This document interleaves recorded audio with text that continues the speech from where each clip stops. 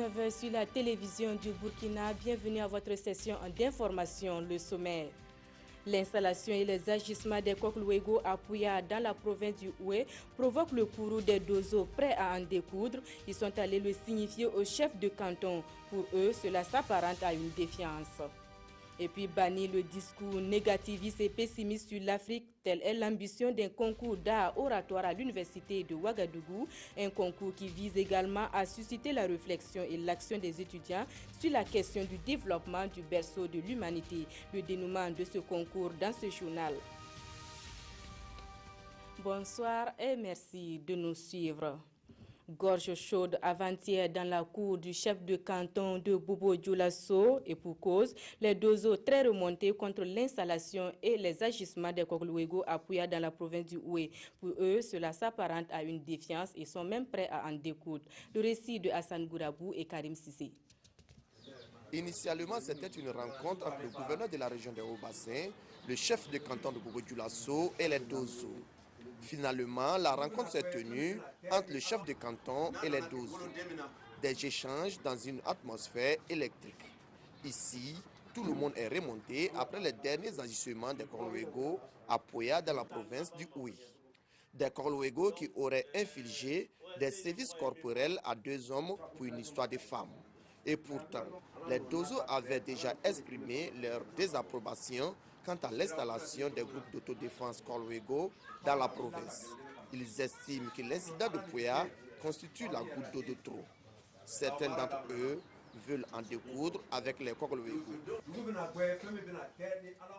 Le tribunal de grande instance de Gawa a un nouveau juge au siège. Eric Ouedraogo a été officiellement installé dans ses fonctions en présence des autorités régionales et de notre équipe de reportage, Bernard Kombelem et Abaka Traoré. C'est lui, le nouveau venu au tribunal de grande instance de Gawa. Nommé par décret présidentiel le 20 septembre dernier, Eric Ouedraogo a été installé dans ses fonctions de juge au siège au cours de cette audience solennelle. Le nouveau juge mesure l'ampleur de la tâche qui l'attend dans un contexte où les justiciables attendent beaucoup de la justice burkinabé. En tant que nouveau juge, nous devrons, à l'aune des événements récents, des diverses attentes de la population à l'endroit de la justice, rehausser l'éclat que la population doit donner aux juges et à toute l'institution judiciaire. Donc, de ce pas, nous allons donner de nous, donner de notre mieux pour que ce besoin de justice qui est tant attendu, on puisse satisfaire aux attentes de la population. Le juge Ouedraogo fera face, entre autres, à des affaires civiles et matrimoniales. Le procureur Issouf Sanou et le président du TGI de Gawa, Seydou Nissé, ont tenu à adresser des conseils à leurs jeunes collègues pour une brillante carrière. Qu'ils soient humbles. L'humilité, donc, comme je l'ai dit, renferme la courtoisie, la disponibilité. L'humilité renferme également donc, la ponctualité, voilà, et le respect donc, des justiciables. Maître Eric Ouedraogo, matricule 136-131U, âgé de 26 ans, est titulaire d'une maîtrise en droit des affaires et d'un master 2 de l'université Ouagadougou. Retour à Ouagadougou et direction le grand marché pour comprendre l'univers des démarcheurs communément appelés coxeurs. À la recherche de leur pitance quotidienne, ils accostent les clients pour leur proposer diverses marchandises. Quels sont leurs rapports avec les commerçants du grand marché et quel regard les clients ont-ils sur eux? Élément de réponse avec Isiaka Ouedraogo et Ismaël Dilouma Assirima. Nous sommes ici au temple des affaires de Ouagadougou, le grand marché Rodwoko. Il est 11h et Pascal Zeba s'active à la tâche. Aider une cliente à acquérir une marchandise. Cela fait 3 ans que le jeune homme exerce ce métier de démarcheur, communément appelé coxer. Moi, je connais beaucoup de Zangas ici. Si moi, j'arrive au coin là, les propriétaires ne me parlent pas. C'est moi qui vends. Souvent, je peux les dire, bon, boss, il faut les vendre. Si moi, je vends, souvent, je peux vendre, gagner 1000 francs. À Rodwoko, ils sont plusieurs dizaines à s'adonner à cette activité. Selon les commerçants, leur présence est bénéfique pour les affaires. Ça se passe bien, parce que si on vient, et on ne va pas chercher beaucoup. Si on amène le client, Si le client achète, après il revient, on donne ce qu'on peut lui donner aussi. Si c'est un démarcheur qui travaille honnêtement, ça nous arrange. Parce que tu es là, quelqu'un qui veut la marchandise que tu en as, mais il ne connaît pas là où ça se trouve. Si c'est un étranger comme ça, lui peut l'amener directement vers chez toi. Accoster, demander, convaincre, telle est la devise des coxers.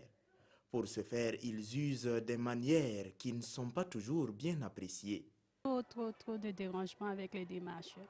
Quand tu viens, ils te bousculent partout, viens chez moi, voilà, j'ai ça. Et puis quand tu arrives, c'est même pas chez eux que tu viens pour payer les trucs. On vous tire, un vous tire ici, on vous tire de l'autre côté, donc c'est pas facile. Donc souvent aussi, ça donne envie même de ne pas venir au marché, quoi. Entre commerçants et puis coxeurs, bon, le partage du bénéfice, le partage du gâteau, c'est pas du tout facile. Voilà. Donc ça crée souvent pas mal de tensions et la police nous aide quand même à gérer ce genre de situation. À un certain moment même, il y a des clients qui ne se retrouvent plus. Un client qui arrive au marché, je vais acheter peut-être un habit. À force de t'escorter, de te demander qu'est-ce que tu veux, souvent tu oublies ce que tu veux payer et tu achètes autre chose. Hein? Donc ça peut faire aussi perdre la clientèle. L'activité menée par les coxers n'est pas réglementaire selon le responsable de Rodwoko. Néanmoins, il avance qu'une sensibilisation de ces démarcheurs est prévue pour faciliter leur insertion dans le circuit formel. Amener les Africains à avoir un regard et un discours optimiste sur le berceau de l'humanité, telle est la mission que s'est assignée un groupe d'étudiants. Ils ont initié un concours d'art oratoire dénommé Discours panafricain. Le dénouement de ce concours qui a mis aux prises 10 candidats avec Mathias Drabo, Mariam Dao et Estelle Judith Assogba. À cette phase orale du discours panafricain, ils sont 10 candidats au total à se succéder à la tribune. Chacun a prononcé un discours optimiste sur le thème « Le développement de l'Afrique, atouts et défis ». Et c'est Apollinaire Cissé, étudiant en 4e année de droit, qui est le lauréat de cette première édition. Contrairement à certains de nos détracteurs qui disent que l'Afrique n'a pas d'atouts pour se développer, j'ai dit que l'Afrique a des atouts. Et j'ai dit que l'Afrique peut se développer. Mais il faut aussi dire que l'Afrique a des défis à relever. C'est la bonne gouvernance, c'est la politique, il faut la démocratie, voilà. Il y a aussi les défis sécuritaires comme beaucoup ont dit. Et je pense que le défi sécuritaire aussi est un défi à relever pour espérer un développement de l'Afrique. Les candidats se sont surtout référés aux pensées de certains leaders africains comme Thomas Sankara, Joseph Kizerbo et Cheikh Anta Diop. L'initiateur de cet événement est un ancien étudiant de l'université de Ouagadougou. Pour lui, cette première édition est une réussite. C'est une opportunité pour nous d'amener la jeunesse à réfléchir. La solution peut venir de nous-mêmes. L'idée de ce discours panafricain, c'est de responsabiliser les jeunes Africains. Que nous sachions dès maintenant que notre développement dépend de nous-mêmes. Ça ne sera financé ou payé par qui que ce soit de l'extérieur. D'ailleurs, les nations n'ont pas d'amis, c'est les intérêts. Donc, comptons sur nos propres forces pour sortir de l'ornière. C'est un appel lancé à la jeunesse africaine d'ici et d'ailleurs. La présente édition a concerné uniquement l'université de Ouagadougou et les organisateurs ont l'ambition d'élargir cette compétition aux autres universités du Burkina Faso. La première édition de la collection Yumpale de Mamisor a refermé ses portes vendredi dernier avec un défilé de mode qui se voulait caritatif. Les bénéfices des ventes de tickets sont allés aux mineurs et enfants vivant en milieu carcéral à Ouagadougou. Des précisions avec Korson Koulibaly et Bouma Ernest Nebié. Mariam Soré alias Mamisor veut apporter sa contribution au bien-être des enfants, des femmes incarcérées et des mineurs qui croupissent actuellement dans la maison d'arrêt et de correction de Ouagadougou à travers ce défilé de mode dénommé collection Yumpale. Une initiative qui a permis de récolter des sommes d'argent et des vivres, des dons qui iront immédiatement à ces personnes en situation difficile. On m'a envoyé une vidéo qui m'a beaucoup touchée. C'était des enfants qui étaient presque nés ici à Lamako. C'était assez émouvant, on va dire. Puis je pensais aussi que l'année n'a pas été simple pour beaucoup de gens. Voilà. Avec tous les événements qu'on a connus, il y a eu beaucoup d'arrestations, il y a eu beaucoup d'enfants qui sont dans des situations difficiles. En fait, on a pensé à comment est-ce qu'on pourrait, je pensais particulièrement à comment est-ce que je pourrais vraiment essayer de mettre un peu d'accent sur la générosité, le partage, voilà. Juste essayer de faire sourire quelqu'un, ne serait-ce qu'une seule personne, voilà, cette fin d'année. Nous l'accueillons avec grande joie parce que ça vient nous soutenir dans notre action au sein de la MACO. Alors, pour la répartition des vivres, je vais voir avec l'administration comment ça sera géré, puisque les femmes préparent à leur niveau, les mineurs préparent à leur niveau, et bon, une fois réceptionnés avec l'administration, on organise pour faire la répartition. Mariam Soré est une couturière burkinabé installée en Côte d'Ivoire.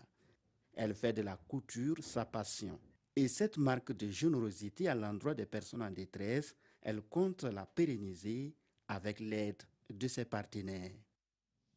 Débuté en septembre, le tournoi Maracana Inter-Service de la région du Nord a connu son dénouement en décembre et c'est l'équipe du MENA qui l'a remporté face à l'équipe 5 composée de l'administration générale, de la direction régionale des sports et de l'enseignement secondaire. Le résumé du match avec Irénée Kabouré et Herman Toué.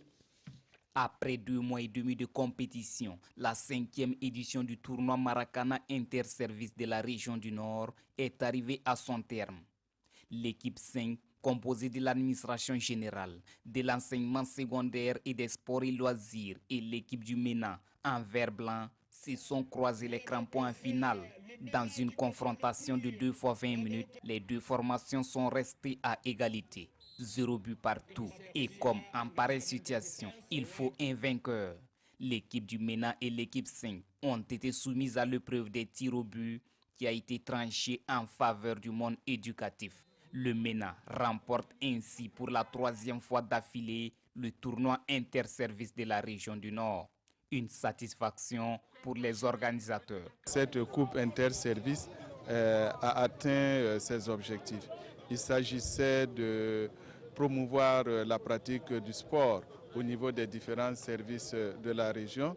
Il s'agit aussi de promouvoir l'unité, la solidarité, la fraternité entre tous les agents de la région. Il y a eu environ 9 équipes qui ont participé et cela est très satisfaisant. La joie au cœur, l'équipe du MENA dédie son trophée à l'esprit de cohésion et de fair play qui a prévalu tout au long de ce tournoi. Ça fait la 3e fois successivement, mais notre force vient de l'entente. Dans l'équipe, on s'entraide et on se dit la vérité. On travaille aussi en équipe et je précise pour vous dire que ce n'est pas un MENA qui a remporté la coupe, c'est tous les fonctionnaires de la région du Nord qui ont rencontré cette coupe. À l'heure de la moisson, l'équipe victorieuse, le MENA empoche la somme de 100 000 francs CFA, le trophée plus un jeu de maillot et un ballon. L'équipe 5, quant à elle, s'en sort avec la somme de 75 000 francs CFA, un jeu de maillot plus un ballon. Les 3e et 4e ont été récompensés à cette édition. Voilà, c'est la fin de cette édition. Merci à vous qui l'avez suivi. L'information revient dans 45 minutes. Bonne soirée à tous.